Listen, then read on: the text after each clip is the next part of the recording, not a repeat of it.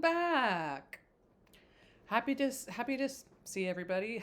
It's just me. It's so weird to say. Um, it's my new favorite thing that I've just started enjoying when this much is done, and we have this much left of a book. And I know I've talked about Brittany Briscoe before, but she's like on Book Talk now, and she again has such good commentary on books and like discovering new things about 1984 and how there's a Russian, that he actually stole it from a Russian author. And she just has really intelligent things to say, and I really like listening to her now. Not now, but like, you're like, are you talking about the Kombucha Girl? Yeah, I'm talking about Kombucha Girl. She's smart and fun. And she was just talking about how she's starting to follow the Royal Ballet, and I was like, I did that in 2020. We're gonna meet one day, and we're kindred spirits.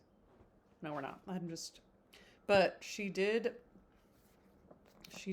make me go get the Sherlock Holmes. I am reading this because of her, and I love the Robert Downey Jr. movies.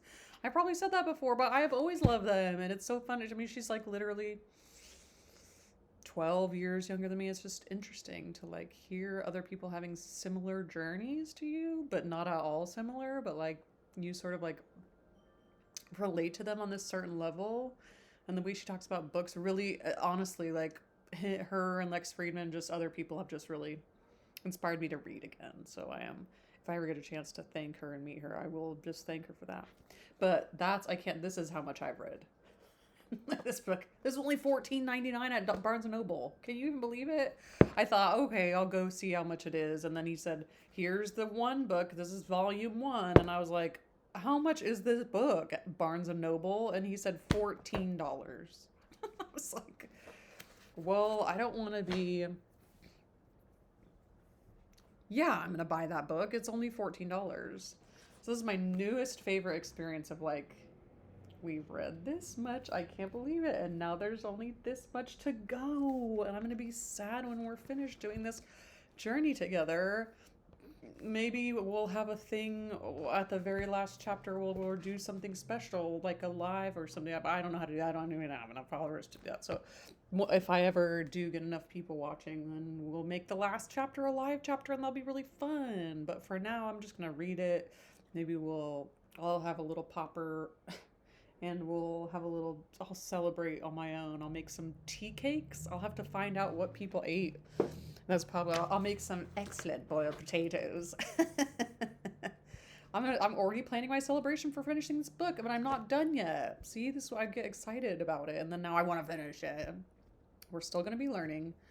Popular foods, Regency era. Just real quick, come on, have fun with me. Rich meats, pastries, and teas. There you have it. Maybe I'll go to Tea Exotic and get some teas or something. Trifles, custards, cakes, biscuits, gingerbread, plum pudding. So many things that I simply can't eat because I don't eat gluten or dairy. Venison, lamb, fish, haricot lamb. Bread, porridge, meat, if available. Working class food. Toast, rolls, tea and toast. Afternoon tea, also known as low tea. This was often taken in the sitting room before a fire. Dinners at noblemen's houses were designed to show wealth and prestige. I do wonder if I were living back in that time, what would I have been? Who knows? Dried pumpkins, pig's feet and heads, turnips, beans, apple pies, milk and mush. Common dishes were mackerel with fennel and mint. Ooh. Next would come the second course with the roasted meat, which is to be served.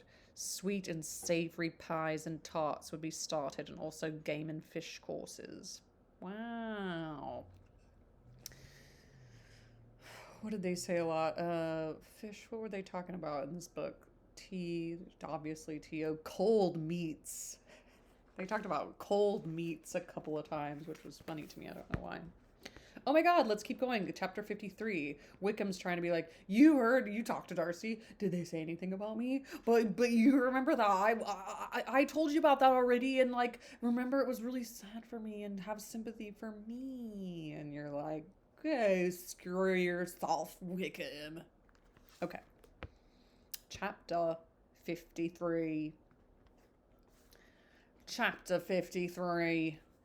Mr. Wickham was so perfectly satisfied with this conversation that he never again distressed himself or provoked his dear sister Elizabeth by introducing the subject of it, and she was pleased to find that she had said enough to keep him quiet, because he's a dum-dum.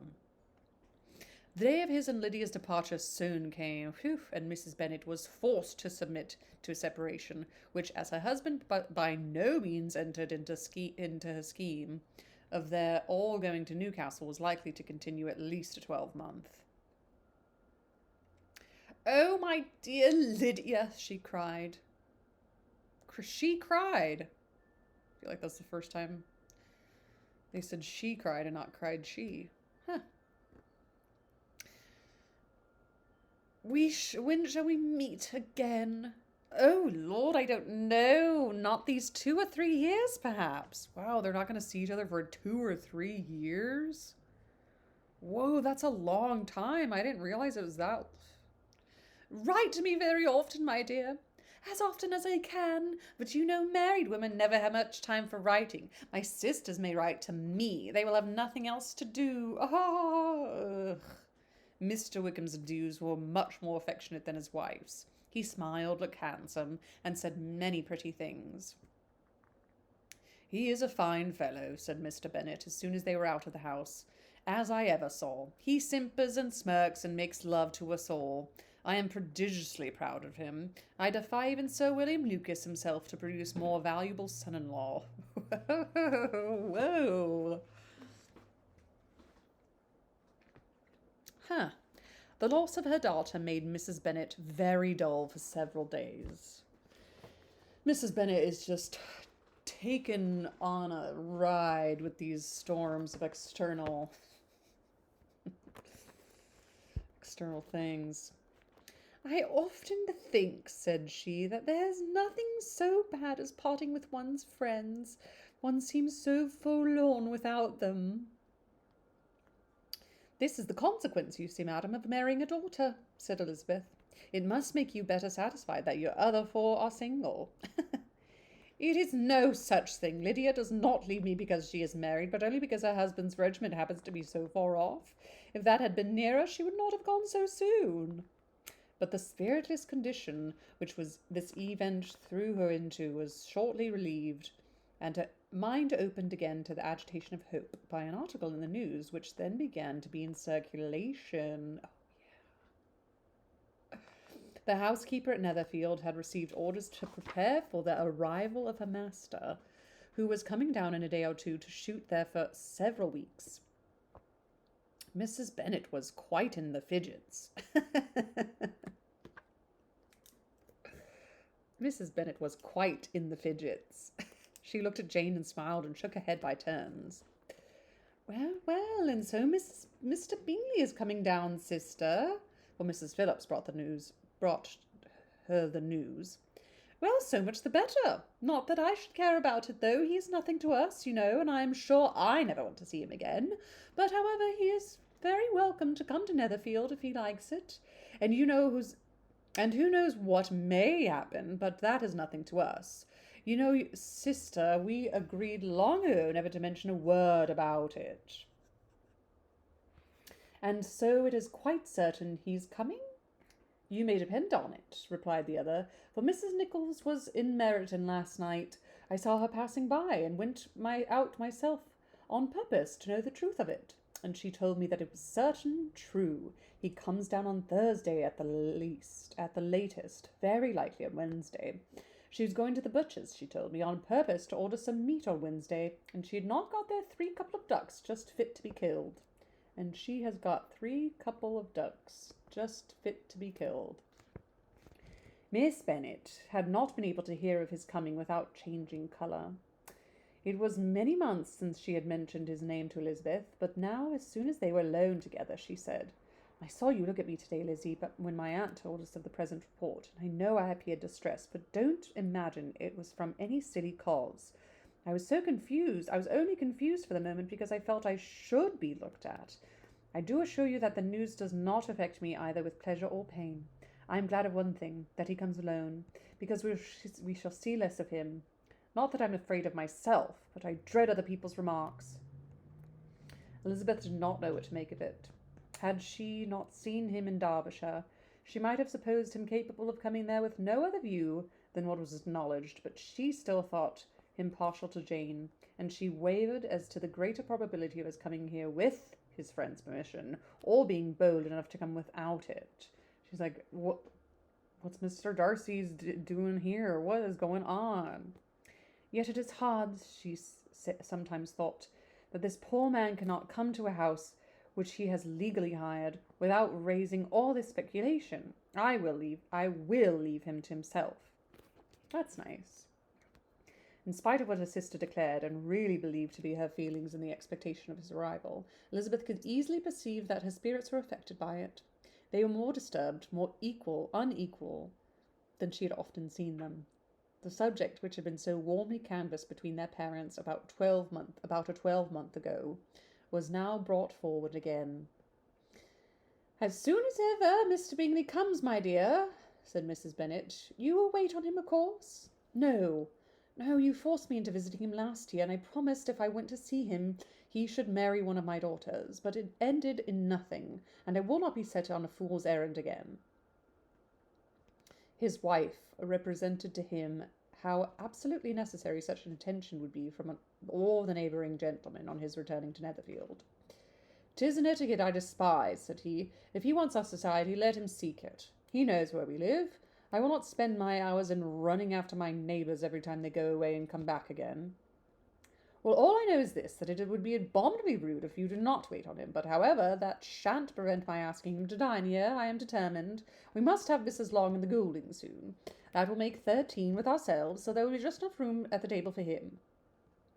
Consoled by this resolution, she was the better able to bear her husband's incivility, though it was very mortifying to know that her neighbours might all see Mr. Bingley in consequence of it before they did. As the day of his arrival drew nearer, "I begin to be sorry that he comes at all," said Jane to her sister. "It would be nothing. I could see him with perfect indifference, but I can hardly bear to hear it thus perpetually talked of. My mother means well, but she does not know, no one can know, how much I suffer from what she says. Happy shall I be when his stay at Netherfield is over." "I wish I could say anything to comfort you," replied Elizabeth, "but it is wholly out of my power. You must feel it, and the usual satisfaction of preaching patience to a sufferer is denied to me, because you have always so much." Mr. Bingley arrived. Mrs. Bennet, through the assistance of servants, contrived to have the earliest tidings of it, that the period of anxiety and fretfulness on her side might be as long as it could. She continued the days that must intervene before their invitation could be sent, hopeless of seeing him before. But on the third morning after his arrival in Hertfordshire, she saw him, from her dressing-room window, enter the paddock and ride towards the house. Her daughters were eagerly called to partake of her joy. Jane resolutely kept her place at the table, but Elizabeth, to satisfy her mother, went to the window. She looked. She saw Mr. Darcy with him, and sat again by her sister. "There is a gentleman with him, mamma," said Kitty. "Who can it be?" "Some acquaintance or other, my dear, I suppose. I am sure I do not know. "Ah," replied Kitty, it looks just like that man that used to be with him before, Mr. What's-his-name, that tall, proud man." "Good gracious, Mr. Darcy! And so it does, I vow. Well, any friend of Mr. Bingley's will always be welcome here, to be sure, but I must say that I hate the very sight of him." Cool. Jane looked at Elizabeth with surprise and concern. She knew but little of their meeting in Derbyshire, and therefore felt the awkwardness which must attend a sister in seeing him almost for the first time after receiving his explanatory letter. Both sisters were uncomfortable enough. Each felt for the other, and of course for themselves, and their mother talked on of her dislike of Mr. Darcy, and her resolution to be civil with him only as Mr. Bingley's friend, without being heard by either of them. But Elizabeth had sources of uneasiness which could could not be suspected by Jane, to whom she had never yet had the courage to show Mrs. Gardiner's letter, or to relate her own change of sentiment towards him. All this secrecy around everything. To Jane, he could be only a man whose proposals she refused, and whose merit she had undervalued. But to her own more extensive information, he was the person to whom the whole family were indebted for the first of benefits, and whom she regarded herself with an interest, if not quite so tender, at least as reasonable and just as what Jane felt for Bingley. Whoa! Her astonishment at his coming to Netherfield, to Longbourn, and voluntarily seeking her again, was almost equal to what she had known on first witnessing his altered behaviour in Derbyshire. The colour which had ridden from her face returned half a minute with an additional glow, and a smile of delight added lustre to her eyes as she thought for that space of time that his affection and wishes must still be unshaken, but she would not be secure. "Let me first see how he behaves," said she. "It will then be early enough for expectation." Yeah. Oh my God, she's like, what do I do? She sat intently at work, striving to be composed, and without daring to lift up her eyes, till anxious curiosity carried them to the face of her sister, as the servant was approaching the door. Jane looked a little paler than usual, but more sedated than Elizabeth had expected. On the gentleman's appearing, her colour increased, yet she received them with tolerable ease, and with a propriety of behaviour equally free from any symptom of resentment or any unnecessary complacence. Elizabeth said as little to either as civility would allow, and sat down again to her work with an eagerness which it did not often command. She had ventured only one glance at Darcy. He looked serious as usual, and she thought more as he had been used to look in Hertfordshire than she had seen him at Pemberley. He's tightened up that butthole again a little bit. But perhaps he could not, in her mother's presence, be what he was before her aunt and uncle. Uncle and aunt. It says uncle and aunt. It was a painful but not improbable conjecture.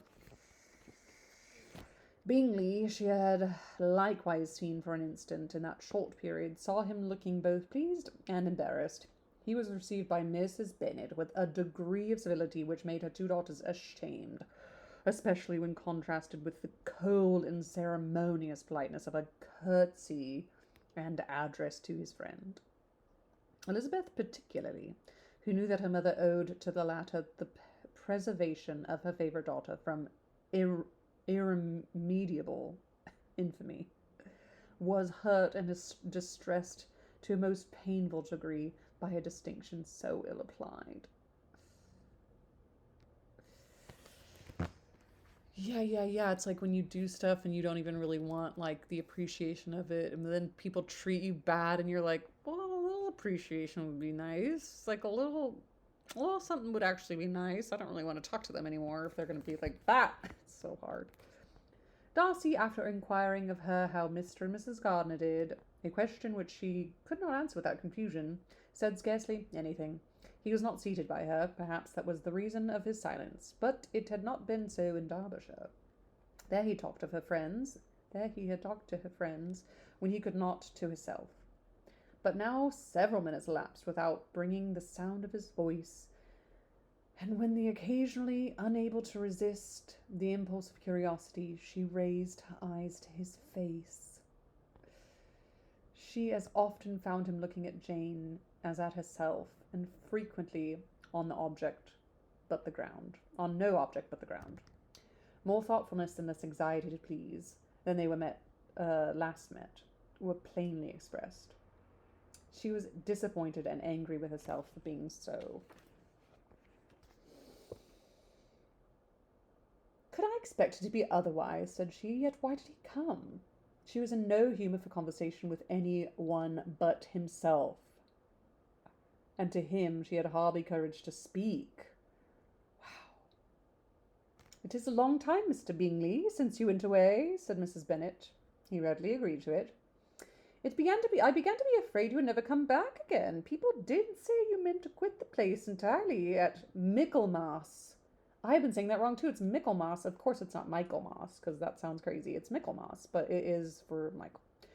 But, however, I hope it is not true. A great many changes have happened in the neighbourhood since you went away. Miss Lucas has married and settled, and one of my own daughters. I suppose you've heard of it indeed. You must have seen it in the papers. It was in the Times and the Courier, I know, though it was not put in as it ought to be. It was only said lately George Wickham, Esquire to Miss Lydia Bennet, without there being a syllable said of her father, or the place where she lived, or anything. It was my brother Gardner's drawing up, too, and I wonder how he came to make such an awkward business of it. Did you see it?